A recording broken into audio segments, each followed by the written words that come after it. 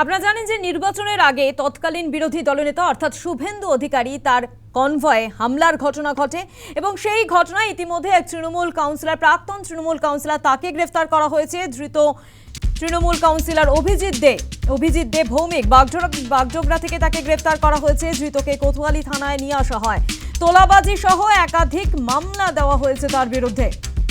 শুভেন্দু অধিকারী অর্থাৎ নির্বাচনের আগে তৎকালীন বিরোধী দলনেতা শুভেন্দু অধিকারীর কনভয় হামলা এবং সেই ঘটনায় প্রাক্তন তৃণমূল জেলা সভাপতি গ্রেফতার হয় এবং ধৃত কাউন্সিলর অভিজিৎ দে ভৌমিক বাগডোগরা থেকে তাকে গ্রেফতার করা হয়। ধৃতকে কোতোয়ালি থানায় নিয়ে আসা হয়। তোলাবাজি সহ একাধিক মামলা দেওয়া হয়েছে তার বিরুদ্ধে। এই বিষয় নিয়ে আমরা আরো বিস্তারিত জানবো। ফোন লাইনে রয়েছে আমাদের প্রতিনিধি হীরক রায়। হীরক, ঠিক কি অভিযোগ রয়েছে জানবো তোমার থেকে।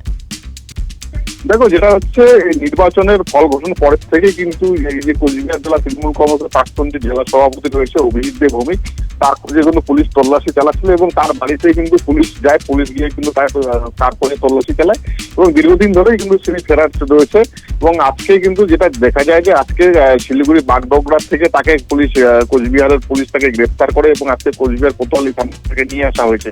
এবং যেটা জানা যাচ্ছে যে এই যে বিরোধী দলনেতা থাকাকালীন শুভেন্দু অধিকারী যখন কুচবিহারে এসেছিল সেই সময় তার কনভয়ের মধ্যে হামলা, তার গাড়িতে ভাঙচুর সহ তোলাবাজির অভিযোগ রয়েছে তার বিরুদ্ধে এবং এই মামলায় কিন্তু তাকে গ্রেফতার করা হয়েছে। আজকে তাকে বাগডোগরা থেকে সরাসরি কুচবিহারে বাই রোডে নিয়ে আসা হয় এবং কুচবিহার কোতোয়ালি থানায় তাকে নিয়ে আসা হয়েছে। আগামীকাল তাকে আদালতে পেশ করা হবে এবং এই যে অভিজিৎ দে ভৌমিক, সেই অভিজিৎ দে ভৌমিকের বিরুদ্ধে কিন্তু নির্বাচনের সময় কিন্তু এবং নির্বাচনের চলাকালীন কোচবিহার দক্ষিণ বিধানসভা কেন্দ্রের যে প্রার্থী রয়েছে সেই প্রার্থীর উপর হামলার ঘটনা থেকে বেশ কিছু ঘটনা তার বিরুদ্ধে অভিযোগ রয়েছে। সব মিলিয়ে কিন্তু পুলিশ তার খোঁজ চালাচ্ছিল দীর্ঘদিন ধরে। অবশেষে কিন্তু তাকে বাগডোগরা থেকে গ্রেফতার করা হয়েছে। তবে যেটা জানা যাচ্ছে যে 21শে জুলাই কলকাতায় সে প্রোগ্রাম সেরে তিনি কুচবিহারে ফিরছিলেন, সেই সময় তাকে গ্রেফতার করা হয়েছে এমনটাও কিন্তু জানা যাচ্ছে।